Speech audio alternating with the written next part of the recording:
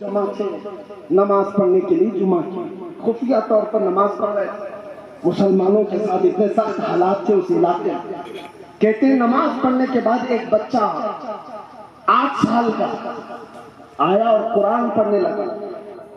یہ عالم کہتے ہیں کہ مجھے بڑا تعجب ہوا، جہاں قرآن پر 80 سال سے پابندی ہے بچہ پھر بھی قرآن پڑھ رہا ہے، قرآن کی آیتیں سنا. اس عالم نے کہا کہ بیٹا تجھے قرآن آتا ہے؟ تو لوگ ہنسنے لگے. کہا حضور یہ پورا حافظ قرآن ہے، پورا حافظ قرآن. کہا یہ عالم کہتے ہیں میری تو آنکھیں پھٹی رہ گئی، یہاں کیسے حافظ قرآن بن سکتا ہے؟ اس بچے سے پوچھا نہ یہاں مدرسہ نہ یہاں مسجد نہ قرآن دیکھنے کو ملتا. اس بچے نے کہا میں نے بھی قرآن دیکھا نہیں، لیکن میری دادی سے سن سن کر کے میں پورا حافظ قرآن بنا. یہ امت کے وہ جیالے لوگ ہیں جنہوں نے دین کو اپنے بچوں میں ٹرانسفر کیا. یہ دین ہمارا سینہ بسینہ چلا ہے، انٹرنیٹ سے نہیں. آج لوگ یہ سمجھتے ہیں گوگل کے شاگرد بن جائیں گے سب مل جائے گا. نہیں، سینہ بسینہ دین چلا ہے. آپ اپنے بچوں میں منتقل کرنے کے لیے وقت نکالو. میرے آقا صلی اللہ تعالیٰ علیہ وسلم کی حدیث ہے، سنو. حضور نے فرمایا علموا اولادکم 3 خصال حب نبیکم وحب اہل بیتہ وتلاوت القرآن الکریم. حضور فرماتے ہیں اپنے بچوں کو 3 چیزیں سکھا کر چلے جانا. نمبر 1 اپنے نبی کی محبت سکھاؤ، کتابوں سے نہیں، پریکٹیکل تم سکھاؤ اپنے بچوں کو. میں سو جاؤں یا مصطفیٰ کہتے کہتے، کھلے آنکھ صلی علی کہتے کہتے. سیکنڈ، دوسری نمبر پر حضور فرماتے ان کے اہل بیت کی محبت سکھاؤ، رسول کے اہل بیت کی محبت. اور تیسرے میرے آقا فرماتے ہیں قرآن کی تلاوت کرنا سکھاؤ. یہ 3 چیزیں سکھا کر جاؤ. اور صحیح حدیث ہے، میرے آقا فرماتے ہیں بچے کو سب سے بہترین گفٹ اگر باپ دے سکتا ہے تو اچھا اخلاق ہے. یہ سب سے بہترین انعام ہے بچے کے لیے. تم اس کو 20,000 کا کھلونا لا کر دے دو ٹوٹ جائے گا، لیکن باپ اگر بچے کو اچھا اخلاق دیا ہے موت تک یہ اخلاق نہیں ٹوٹے گی. سب سے بہترین تحفہ ہے باپ کی طرف سے بچے کے لیے. اور میرے آقا نے کیا فرمایا تربیت کے متعلق؟ لاعبوا 7 ادبوا 7 صاحبوا 7. یہ بھی فرمایا 7 سال بچے کے ساتھ کھیلو، جب 7 سال کا ہو جائے تو ادب دو، 7 سال تک اس کو خوب ادب سکھاؤ. پھر جب 14 سال کا ہو جائے تو 7 سال تک اس کے ساتھ دوستی کرو. 3 مرحلے تربیت کے بتائے میرے آقا نے. شروع کے 7 سال بچوں کے ساتھ کھیلو. جب بچوں کے کھیلنے کی عمر ہے، ہم تو ان کو 3 سال کی عمر میں 10 کلو کا بستہ تھما کر کے اسکول بھیج چکے ہیں. ان کے کھیلنے کی عمر اب ختم کر دی گئی ہے.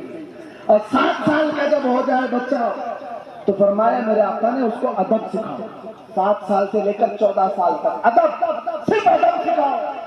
ہم اس وقت نہیں ادب سکھاتے، جب بچہ 14 سال کا ہو جاتا ہے تب ماں باپ اس کے پیچھے پڑ جاتے ہیں. 10ویں میں جا رہا ہے، اس کے اخلاق بگڑ گئے، اس کی دوستی بگڑ گئی، اس وقت ادب سکھانے کی کوشش کر رہے ہوتے ہیں. میرے نبی نے فرمایا 7 سال کی عمر سے 14 سال کی عمر ادب سکھانے کی ہے، وہ چھوڑ دو گے.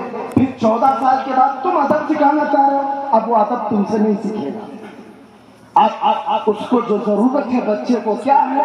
14 سال کے بعد بالغ ہوتا ہے، اس کو نئی دنیا ہے، نئے لوگ چاہیے، دوستی چاہیے. میرے آقا کا فرمان سنو صاحبوا 7. 14 سال کی عمر سے لے کر 21 سال تک اس کے بہترین دوست بن جائیں. ماں باپ اس کے دوست بن کر کے رہیں. لیکن 14 سال کے بعد تو کھٹی ہو جاتی ہے. 14 سال کی عمر کے بعد سے جو انبن چلتی رہتی ہے، بیٹے میں ماں میں، بیٹے میں باپ، دوستی کہاں سے؟ اس لیے یہ نوجوان لڑکا جا کر کس سے دوستی کرتا ہے؟ محلے کے اوباشوں سے دوستی کرتا ہے اور ان سے نئی نئی چیزیں سیکھ کر آتا ہے. ذہن کے اندر بے حیائیاں خرابیاں بھرنے لگتی ہیں. ماں باپ سے اگر بچہ دوستی کر لے اور ماں باپ کے ساتھ وہ ٹائم سپینڈ کرنا سیکھ لے تو بربادی سے بچ سکتا ہے. میرے عزیزوں یہ سب تربیت کے جو سسٹم ہے وہ میں آپ کے سامنے رکھ رہا ہوں. اصلاح کرنا ہے تو اپنے گھر سے شروع کرو, اپنے گھر سے شروع کرو. آپ کو پتا ہے مصر میں نے دیکھا, اگرچہ ہماری جماعت کے لوگ نہیں ہیں, انہوں نے ایک گھر بنایا ہوا ہے, وہاں پر کنٹینیو قرآن پاک کی تلاوت چلتی رہتی ہے, اور وہ قرآن پاک کی تلاوت, تفسیر اور بہت کچھ وہاں رکھا گیا ہے. وہ صرف اور صرف اونلی پریگننٹ لیڈیز کے لیے, حاملہ عورتوں کے لیے بنایا گیا. پہلی مرتبہ دیکھا تو بتایا انہوں نے کہ یہاں صرف اور صرف حمل کی عورتیں آتی ہیں, کنٹینیو یہ قرآن سنتی ہیں, پڑھتی ہیں, تفسیر وغیرہ. کہا اس لیے کہ فرمان رسول ہے کہ حمل کے دوران ماں جو کرتی ہے اس کا اثر بچے پر ہوتا ہے, اس لیے ہم نے اسی وقت سے اس کا پلان شروع کر دیا. پھر دوسری بات یہ ہے کہ یہ یہودیوں میں اسرائیل میں آلریڈی چلتا ہے. اسرائیل میں باضابطہ کوئی عورت حاملہ ہوتی ہے, اس عورت کو پزل گیم کھلاتے ہیں اور اس کو ٹف فنڈے حل کرنے کے لیے دیتے ہیں, بزنس کی کتابیں پڑھنے کے لیے کہتے ہیں. یہودیوں کا مائنڈ یہی کہتا ہے کہ تمہارا پیدا ہونے والا بچہ بہترین دماغ والا اور بہترین بزنس والا بننا چاہیے. وہ تو ماسٹر پلاننگ پیٹ سے کر رہے ہیں, اور یہاں ہمارے بچے 20 سال کے ہو گئے, ابھی تک ان کے پیچھے کوئی پلاننگ نہیں. پیدا بھی کر دیا, چھوڑ بھی دیا. یہ امت کا حال نہیں ہونا چاہیے. آپ تبدیل کرو اپنے معاشرے سے, اپنے گھروں سے. انشاءاللہ ایک وقت ایسا آئے گا کہ تمام حالات بدل جائیں گے, تمام حالات بدل جائیں گے. کتنا بھی خراب معاشرہ ہو بدل جائے گا. آپ کو اگر ایسا لگتا ہے یہ پرانے نشیڑی لوگ نہیں نشہ چھوڑیں گے, پرانے شرابی نہیں چھوڑیں گے, یہ بات کہنا چھوڑ دو. میرے آقا صلی اللہ تعالیٰ علیہ وسلم نے مدینے میں کر کر دکھایا. 50 سال 60 سال پرانی شراب جو جمع کر کے رکھی جاتی تھی. حضرت انس فرماتے میری عمر چھوٹی تھی, میں شراب سپلائی کرتا تھا لوگوں کو, ابھی شراب حرام نہیں ہوئی تھی. میں شراب کا پیالہ پیش کر رہا تھا, اچانک مدینے کی گلیوں میں کسی نے پکارا, یا ایھا المسلمون قال رسول اللہ صلی اللہ علیہ وسلم حرمت الخمر. اے مسلمانوں, اللہ کے رسول نے فرمایا آج سے شراب حرام ہے. حضرت انس کہتے ہیں میں نے دیکھا جتنوں کے ہاتھ میں پیالہ تھا وہیں سے پٹک دیا, جس سے لبوں تک لگا تھا وہاں سے توڑ دیا.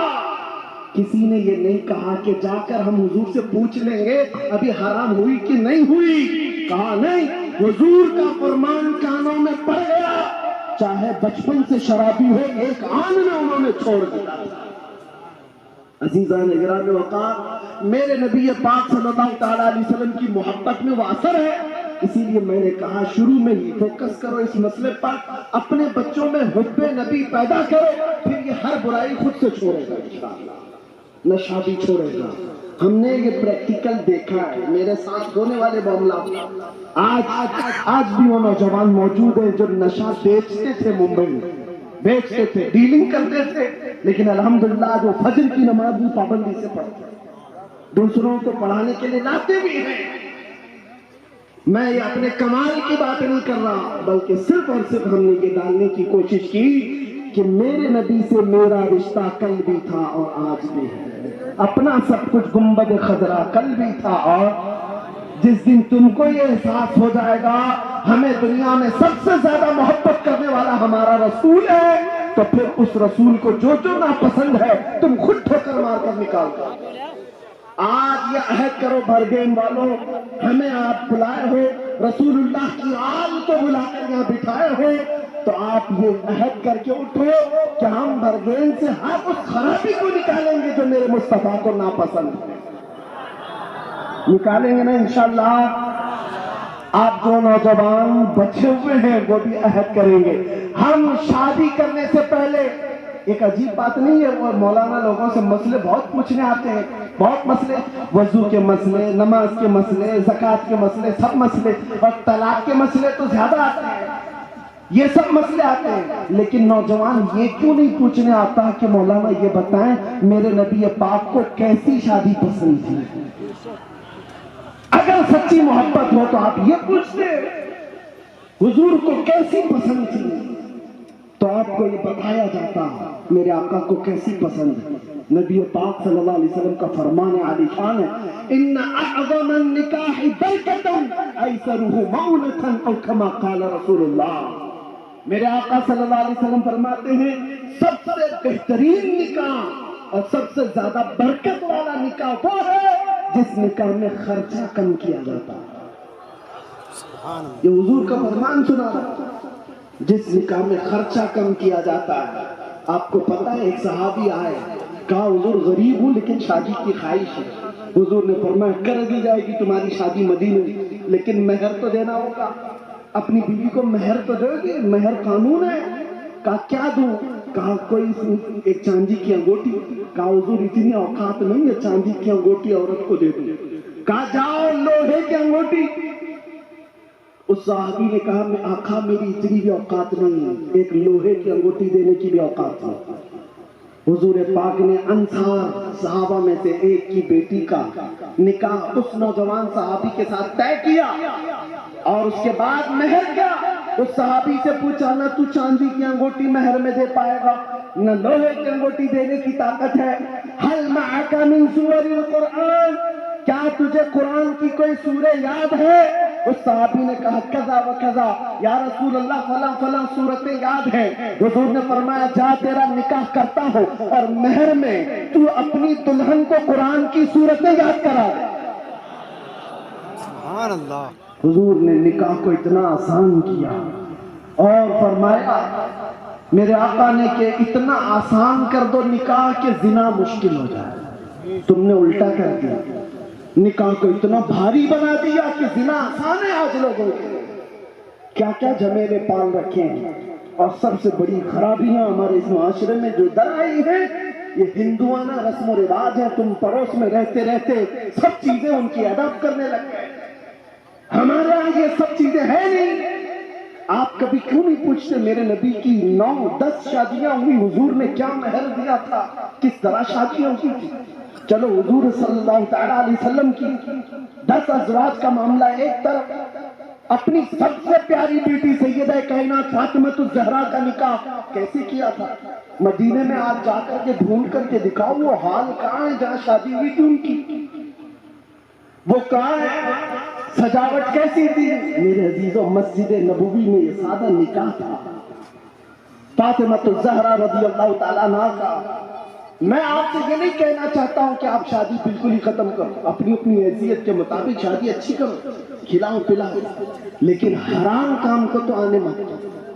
اگر اللہ تعالیٰ نے استطاعت دیا، آپ یہ چاہتے میری شادی میں 1000 لوگ کھائیں، ٹھیک ہے کھلانا ثواب، آپ کھلاؤ، 1000 نہیں 10,000 کو کھلاؤ، غربا مساکین کو کھلاؤ اپنی شادی میں، کوئی مسئلہ نہیں۔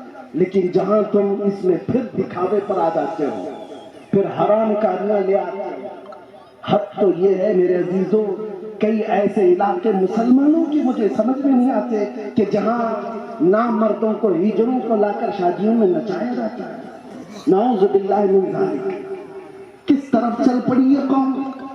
کہاں ہے تمہاری اخلاق؟ ہرگز نہیں روا ہے تمہارے لیے۔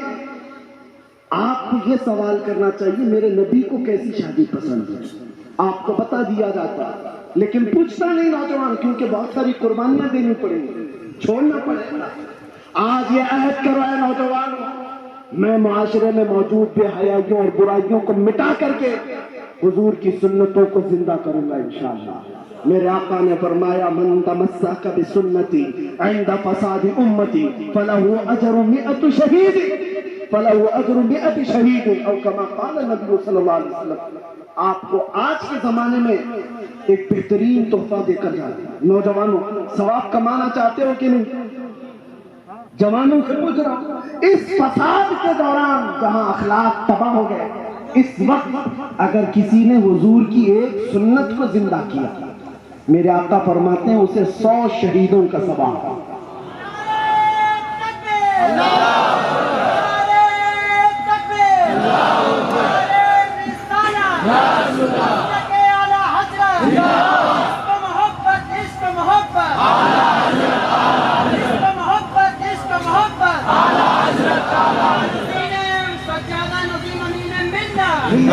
عزیزہ نگرامی، آپ سے میں ایک بات کہوں، اثر تو ہونا چاہیے جلسے میں آنے کا، سال بھر نہیں گزرا ہوگا۔ شہر جبل پور، میں اس کو شہر عشق و محبت کہتا ہوں، اعلیٰ حضرت رضی اللہ تعالیٰ عنہ کا سفر کیا ہوا شہر ہے۔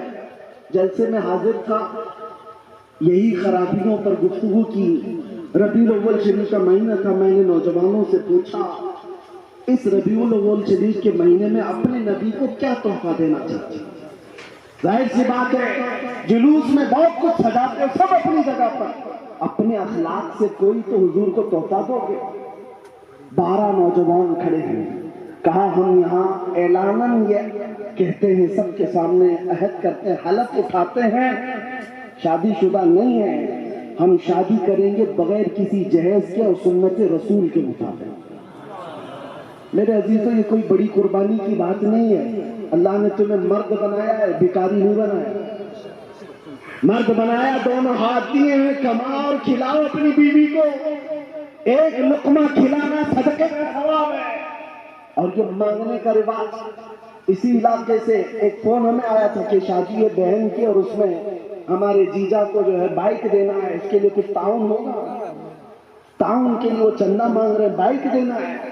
ہم نے کہا ہم ایسا تعاون نہیں کرتے، بائک دینے کے لیے، کار دینے کے لیے، بلکہ آپ کے لیے ہم تعاون یہ کریں گے، ایسی شادی ہی نہ کرو جہاں کوئی بھکاری آپ کی بہن کے صدقے میں بائک مانگا۔ ہم اس چیز کے قائل نہیں ہیں۔ میں ان لوگوں سے کہتا ہوں جو سسرال سے مانگتے ہیں 1 لاکھ روپیہ چاہیے، 2 لاکھ روپیہ چاہیے، کار چاہیے، بائک چاہیے، مرد ہو میرے عزیزوں، مرد ہو، اور تم اس عورت سے مانگ رہے ہو جو تمہاری زندگی بھر کے لیے تمہارے اولاد کا اور تمہارے گھر بار کی امانت سنبھالنے آ رہی ہے، پھر بھی اس کے باپ سے مانگ رہے ہو۔ مانگنے کا شوق ہے تو ایک کٹوری لو، مسجد کے باہر بیٹھ جائے، لوگ سکے ڈالیں گے، اس سے زیادہ تمہارے کٹوری میں آ جائیں گے۔ اور اگر مانگنا نہیں ہے تو آپ کو اللہ نے طاقت دیا ہے، ذلت کے ساتھ اپنے سسرالوں سے مانگ کر کے نہیں، اپنے ہاتھوں کی کمائی کھلا کر کے صدقے کا ثواب حاصل کرو۔ آپ اس چیز میں آگے بڑھو، اس لیے کہ اللہ تعالیٰ نے قرآن میں فرمایا الرجال قوامون علی النساء، مردوں کو اللہ نے حاکم بنایا ہے عورتوں پر۔ بات بہت ہو گئی، بہت ساری چیزیں ہو گئی، اخیر میں بات صرف اتنی کہوں گا، یہ سب چیزیں جو در آئی ہیں صرف واحد وجہ یہ ہے، ان کے جو ہم غلام تھے، خلق کے پیشوا رہے، ان سے پھرے، جہاں پھرا پھر آئی کمی وقار میں، ہماری عزت میں، ہمارے وقار میں جو کمی آئی ہے، صرف بات اتنی ہے کہ ہم نے نبی پاک صلی اللہ تعالیٰ علیہ وسلم کی طرف سے منہ پھیر لیا ہے، اور پھر آج الگ الگ شکایتیں کرتے ہیں، دین پر حملے ہیں، اسلام پر حملے ہیں، قرآن پر حملے ہیں، قرآن کو جھلایا جا رہا ہے۔ میں تم سے پوچھتا ہوں، تم نے کتنے سال ہو گئے قرآن کو اٹھایا نہیں ہے؟ تم نے کتنے دن ہو گئے قرآن کا ایک رکوع پڑھا نہیں ہے؟ تو پھر جب تم قرآن کو چھوتے بھی نہیں، پڑھتے بھی نہیں، تو اس کی حمایت میں کیوں آ رہے ہو؟ یہ دنیا کی قومیں پوچھ رہی ہیں آج ہم سے، مسجدیں بچانے کی تمہیں فکر بہت ہے، جب ایک درندہ ناچتے ہوئے اس کے مینار پر بھگوا جھنڈا لہراتا ہے، تمہارا کلیجہ تو منہ کو آتا ہے، لیکن جب فجر کے وقت پوری مسجد ویران ہوتی ہے، تم تو بستر گرم کر رہے ہوتے ہو، تمہیں مسجدوں کا خیال کیوں نہیں آتا؟ تمہیں پتا ہے کہ مسجدیں قیامت کے دن اللہ کی بارگاہ میں شکایت کریں گی، مولا اس قوم والوں نے مجھے بنا تو لیا تھا لیکن بھوکا اور پیاسا رکھتے تھے، اس سے پوچھا جائے گا تو بھوکی اور پیاسی کیسی ہوتی؟ وہ کہتی ہے جب اذان ہوتی تھی مجھے بھوک لگتی، اگر یہ آ جاتے تو میری بھوک مٹ جاتی، مگر انہوں نے سبوں کو کبھی بھرا نہیں ہے، مجھے بھوکا ہی رکھا، مجھے پیاسا ہی رکھا۔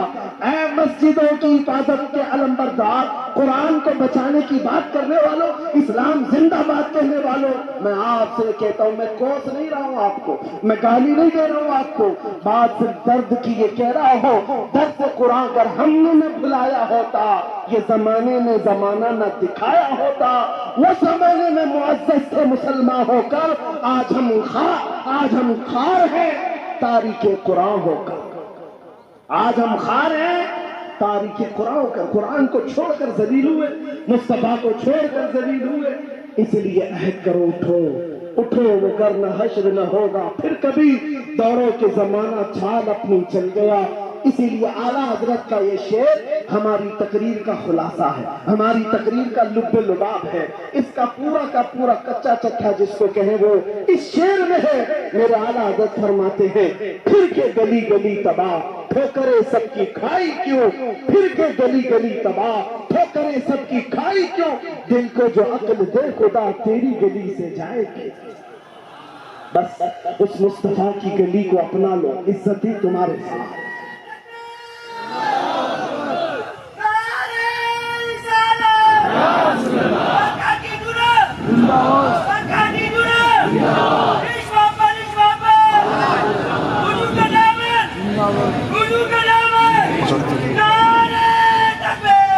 میرے عزیزوں، یہ آپ تک جو باتیں تھیں، بس میں دو چند باتیں بڑے دنوں سے میرے گوشے ذہن میں تھیں تو آپ کے سامنے عرض کر دے رہا ہوں، اس لیے کہ یہ برکاتی منبر ہے، یہاں سے ہمیشہ اصلاح